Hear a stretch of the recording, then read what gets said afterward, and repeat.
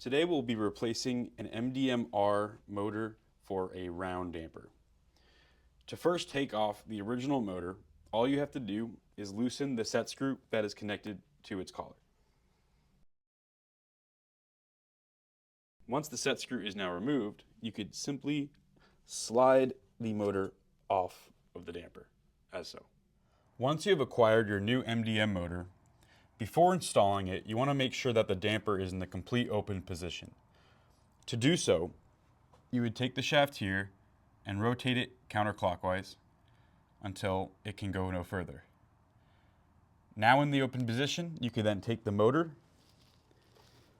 slide it onto the shaft, make sure that blade is completely open. Now just making sure that the screw is properly situated, I'm going to turn the damper to its side. As you can see, here is the set screw, and all you have to do is, with an Allen key, tighten it until you can't anymore, and now the new motor is installed.